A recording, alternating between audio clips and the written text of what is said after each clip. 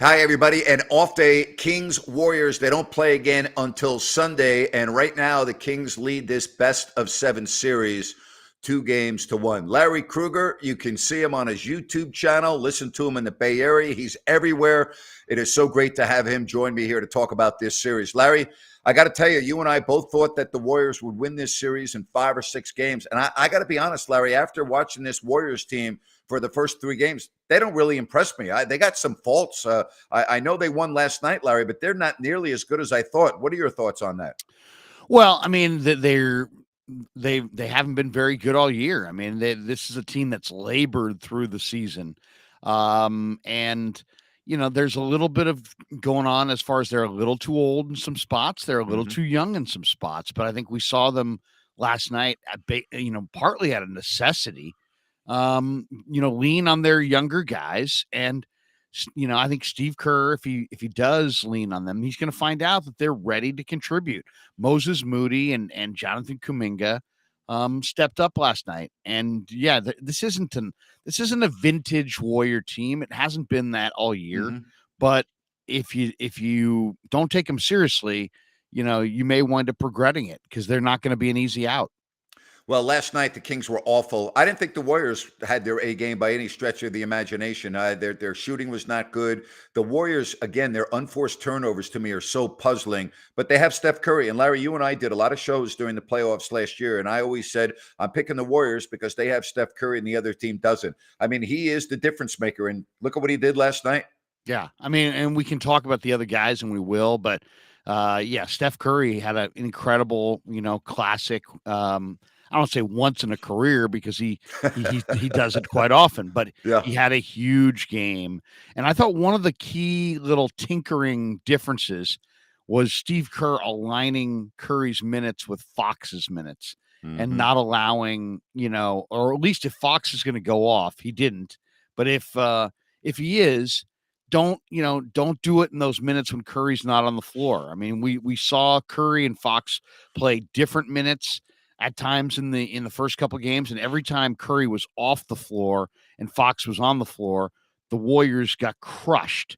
So the Warriors, Grant, coming into game 2 or game 3, were minus 25 in 18 minutes with Steph on the bench. Wow. Kerr lined those minutes up with Fox's, I thought, in a more strategic way in game 3, and I thought it made a difference.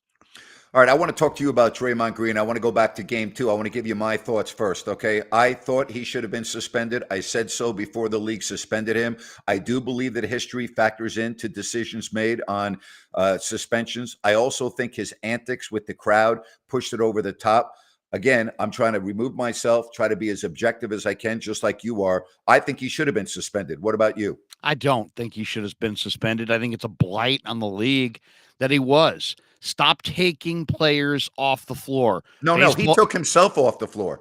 but stop creating a structure where players are coming off the floor. I'm tired of watching premier games without premier players. This never would have happened. The New York Giants don't take Daniel Jones off the field in the playoffs, but in the NBA, then the Knicks could have a guy taken off the floor. I hate the rule. I hate the precedent. It doesn't happen in other sports for the most part. The other thing is, let's talk about this the way it actually was. This was a non-basketball play by Sabonis in like 3 different ways. He pulled Klay Thompson across the lane. Then he dove. He didn't fall. He dove at the knees of other players. Easily could have been career-ending injuries. Then he gets Draymond's leg and in some kind of a lock. That's not a basketball play. That's whatever you want to call that within the context of a basketball game. And anything that stemmed from that afterwards should have just been a reaction to that. You can't. There's basketball plays and non-basketball plays. There's baseball plays. There's non-baseball plays. When Fernando Vina got dropped by Albert Bell, that was a non-baseball play. If Fernando Vina had come back and defended himself and punched Albert, should Fernando Vina have been somehow suspended? No, it was caused by Albert Bell completely, and this was caused by Domantas Sabonis. All And right, so let me make sure I'm hearing you. What you're saying is when you get ejected, such as what James Harden did last night with an elbow, what you're saying is, okay, that's penalty enough. Don't suspend him for the next game. Is that what you're saying? I'm saying that I felt like in the Draymond situation that it was adjudicated fairly in real time. The Warriors paid a penalty. They could have won that game too. They didn't. Green was off the floor. He was ejected, and the other guy was the instigator. Let's not. If somebody takes it to a non-basketball play, everything that stems from that afterwards is on that player who crossed the line between a basketball play and a non-basketball play. There's no aspect of basketball that says, yeah, you grab a guy's leg. And if you grab a guy's leg, to me, you deserve almost anything that happens after that, as long as it's a quote reciprocal response. And I felt it was. All right, So, you don't have a. Okay, okay. go ahead. I'm sorry. I was just Go going to ahead. say, Grant, that I really don't like the idea of, like if you make money in 2019, you pay taxes on it in 2019. When you get to 2020, 2019 doesn't matter anymore.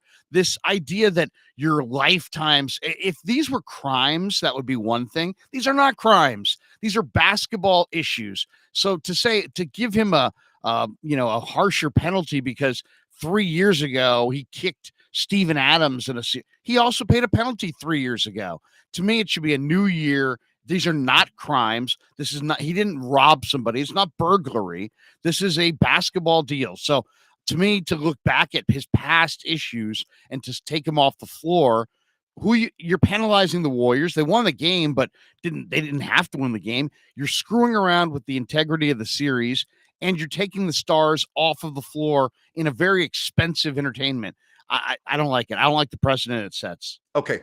Do you have a problem with the antics of Green standing on the bench, inciting the crowd? We've seen this often. We saw it last year in Memphis, okay, giving the double bird as he's leaving the floor after being ejected in game 2.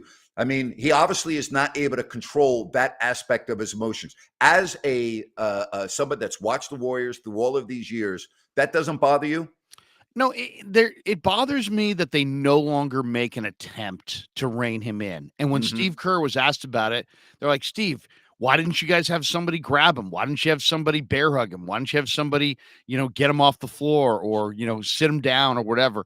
And Steve's like, hey, man, it isn't going to work. It's just not going to work. And so they're at a point of resignation, and that's unfortunate. But I just don't like the precedent. I don't like the precedent of taking. First of all, the league already has an image issue. Tim Donaghy made 7,000 calls to a ref that refs games right now. And we were told by David Stern he was a rogue, isolated criminal that just happened to be calling another ref at game time 7,000 times. But the other ref's totally innocent. So the NBA has an image problem. NFL doesn't have this problem. MLB doesn't have this problem. NHL doesn't have this problem. I don't like the idea of taking people out of the action for things that happen on the floor. And as far as that situation, these things go both ways. Last year in Boston, people were screaming bloody murder at Draymond Green. Should they have emptied the arena? No. You just got to live with it. And as far as Draymond showing emotion, I have no problem with that. He didn't incite anybody. I mean, to me, he's yelling and screaming. It's an emotional moment. But I mean, it's entertainment. Nobody died here. I don't think, and I really just don't think that you should ever, as the league, start tinkering with the series. People already kind of think of it as orchestrated. It's a bad look. Stop leaning into it. Keep your best players on the floor. And I don't care if Adam Silver was there. That makes no difference. Yeah, that's no bear. Adam Silver was there. So what? So what? Now, yeah, right. Come on. I didn't understand that. Who cares? What difference does that make? I didn't. I'll tell you the other one I didn't like years ago. I didn't like it when the Heat and the Knicks had a bunch of guys suspended for wandering off the bench in the middle of a brawl. I agree. You jumped into that series and impacted it. Why? I mean, go back in baseball and you're a baseball fan. You're somewhat of a historian. How many times in our lifetime can you go back and explain, oh, what happened in the 75 series was that, the Red Sox had 3 guys taken out of the game 6 and out of game 7 because of, they got into it with some fans. No, it doesn't happen. And if you're going to adjudicate it the following season or with some heavy penalties. Speak to guys through their pocketbook. Stop penalizing the teams, their fans, and the overall fans watching by lessening the product to make what? To make some point? Do you think it's actually going to matter? I do not like the heavy-handed approach the NBA has with taking guys off the floor in the postseason. To me, it's bad optics. I'm going to go one more step on this, and then we'll move on. I understand you don't feel that Draymond should have been suspended for the game last night. Are you in agreement that what he did was a flagrant 2 for that game? Not really. I mean, to be totally honest, I mean, excessive. I mean, if he had stood on him, that'd be one thing. But I mean, Grant, if you go back and watch it again, Draymond's leg is being grabbed. He's trying to take a step. Have you ever tried to take a step, even just where one of your you did a leg that you didn't think was going to be, somehow get stuck, you lose your balance. So he could have easily lost his balance and had to jam his leg on him. Instead, he just kind of jammed on him, and then without putting his weight on him, he responded, and he shouldn't have responded. And I thought it should have been a flagrant foul. I think he should have been ejected, but I don't think he should have been suspended. Okay. Fair enough. Let's move on.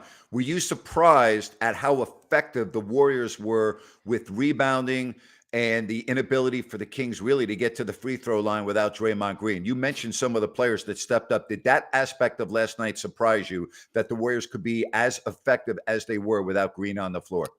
I heard an interview the day before with Steve Kerr, so I wasn't really surprised because Kerr kind of crystallized it. He said, look, we just got to win one game. I know it seems like there's tons of momentum against us, but when we watched the film, what we saw is we didn't do a good job of taking care of the ball, and we didn't rebound the ball at either end. In this game, the ball goes in game 3, when every time the ball went in the air, the Warrior defenders or offensive players, depending on what end of the floor they were, they looked for a body to screen off the rebound. I mean, you can't, that's the basics of basketball, but sometime maybe after a long season or fatigue or whatever, you just get away from it. You just start chasing it down. Somebody's got to go get the ball. It's no different than lacrosse. Oh, loose ball. Somebody takes the ball. Somebody takes the man, right? Yeah. The ball goes up in the air in the NBA. Somebody's got to go pursue the rebound, but somebody's got to screen off the other team. Great point. If you do it well, it's a cut and dried play. But if you don't do it well, it's a free for all. The Warriors didn't do it well in games 1 and 2, and they did do it exceptionally well in game 3. I mean, look at almost every shot that went up. The two Warriors closest to the glass, one looks at the ball, the other's looking at the angle, and somebody is screening off the man. So it's about priorities. It's about organizing your thoughts. It's about attention to detail, and listening to Kurt talk about it, I kind of knew that was going to be on there, that they were likely to be better. But I kind of wondered how much of it was physical and how much of it was mental. I think we discovered that it was largely mental. They were not taking into account the Kings player at all. They were just pursuing rebounds freely, and they weren't keeping anybody off the glass. Leave it to Larry Krueger to make the first lacrosse analogy on my show. Beautifully done, Larry. I love it. Hey, are the Kings, I know the Kings were awful last night, but after watching games 1 and 2, did you say to yourself, wow, this team's a little bit better than I thought? Or did you expect that from Sacramento? No, I expected them to fire and play well because they had won more games on the road than they did at home. But this is different. This is the playoffs. The thing that I think was the Kings' real downfall is they were non-competitive in this game. They let the Warriors get one game back without really expending any emotion. I mean, this game was a wire-to-wire job. This game was, in some ways, you could argue the Warriors may be in control of the series because they have the most convincing win in the series, and they're going to have the added bonus of getting Peyton and Green coming back. So it was a huge win for Golden State for sure. No question. I thought Sacramento, I think you saw the difference. I think there's a real basic part of Sacramento's game that's cut and dried. Go look at it. There's almost no exceptions. If Monk plays huge and gives them big points off the bench, they can beat anybody, and I think they win most of their games. That's a good point. If you can keep him into a regular bench contribution role, good point. Sacramento doesn't have enough. They don't have enough. But if he goes for 30, You can't beat them. You know, Jerry Reynolds was on our post-game show last night. He made pretty much the same comment. You know, he really thinks he's the X factor in this series for Sacramento. As a matter of fact, before game one, I had Jerry on and I said, you know, what do you think is the X factor? And he said Malik Monk. And he said Malik Monk needs to average at least 15 points a game in order for the Kings to win this series. So you guys agree on that? I'll give you one other factor I thought was a huge factor. And we didn't talk about it much because the Kings were a god-awful defensive team. But within this awful defensive team is a truly genius defensive player, and that's Davion Mitchell. And when Kerr adjusted the minutes and aligned Curry's minutes up against Fox's minutes, he got Fox on Curry a lot more, and what he got a lot less was Davion Mitchell on Curry. And to me, that made a difference. You think we'll see an adjustment from Mike Brown on Sunday in regards to that in the matchups? I think there's potential for that. Absolutely. I do. I think Mitchell's a difference maker. What's his nickname? Like Bad Night or something like that, or Off Night or something. I mean, Off Night. Yeah. Right. I mean, he's Right. he is Draymond Green in a 6'1" frame. You know, Yeah. I mean, and you don't notice it, but his strength has an impact. It always did in college, and you could see it on Steph in the first two games. So I thought that was a huge key, getting Mitchell off of Steph. I thought that, and I'll say the other one I thought was big was matching up with Len and Sacramento's size a little bit. Mhm. You know, the Warriors used Jermichael Green, though there was a little disagreement on the bench. You saw that Green mixing it Yeah. up a little bit with the Yep. assistant coach. And obviously Jermichael Green wants to play. I mean, he feels like, you know, this was his opportunity to play and that he was playing well. But yeah, the Warriors had better size. I thought the other key factor was Moses Moody. I mean, Moses Moody, Grant, has a personality where he's such a respectful guy that he's deferred too much. And I think in this situation with Green out, they needed him to step up. They expressed that to him. His game is ready to take it to the next level. He had a brilliant 16-minute run. Want to say thank you to New Works Plumbing for their sponsorship. Remember, they will be there 24/7 for all of your plumbing needs and repairs. Just go to sackserviceplumbing.com or call the number on your screen. New Works Plumbing, they've got a fix for you. All right, so you and I both picked the Warriors at the beginning of this series. Have you changed your mind at all? Do you still think the Warriors win this series? I do, but I do think it's going to go the distance now. I think if the Warriors are getting it done, I think it's going to be in 7. It's possible they could get it done in 6 and win game 5, but I don't know. It's Sacramento's just such a really tough place to play. I mean, I think it's probably going to go 7. My guess is it goes 7 now, and I'll take the Warriors in game 7 to get it done on the road. That would not, in my opinion, be the scenario that the Kings would be salivating over, to get this team, the defending champs, with Steph Curry in a winner-take-all game. I don't care where the game's played. I'm with you. I think the Kings, that would be a rough spot for them. I think Mike Brown said it best when they said in the broadcast that he told his guys before game 3, hey, guys, we're not going to win a decision here. We're going to have to knock somebody out. You're going to beat the champ. You know, it's like boxing. In the 70s, I remember, watching boxing with my dad. He would say, hey, if you're going to beat the champ, you have to beat the champ. You can't just, battle him out and win a decision. That's not the way it works. So, I mean, that would be what I would say to Sacramento as well. It's like, hey, you know what? If you're going to win this series, you're going to have to go take this series. I don't think you're going to be handed the series. You know, it's funny. You and I were on at the same time last night after the game doing our shows, and you said you went to 2 a.m, right? And I was done with, I was done with my show in about 30 minutes. Now, the previous 2 games, I could have gone to 5 a.m. The fans and their difference from a win and a loss is, it really affects how long we do our shows. I don't know how it is with you, but after a loss, it's like, we don't want to talk tonight, Yeah, well, it's funny. There was a lot of people wanted to talk the other night, but yeah, this particular live stream went past midnight. We had a full house, though. I had 5 or 6 people stopping by, and everybody wanted to get in on it. Yeah, it was just sometimes it's like you want to bemoan a loss. Sometimes, like in football, the losses drive a huge crowd. But in basketball, I think it's like, hey, you know what? I can't stomach it anymore. So I don't like teams. People prefer to talk about wins than losses.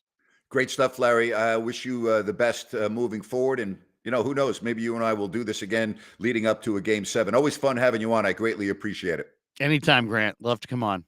All right. And again, thank you very much for joining us here on If You Don't Like That. And don't forget, we will be at Daikon Korean Barbecue on Sunday for our next watch party. Come out and see us. Have a great day, everybody.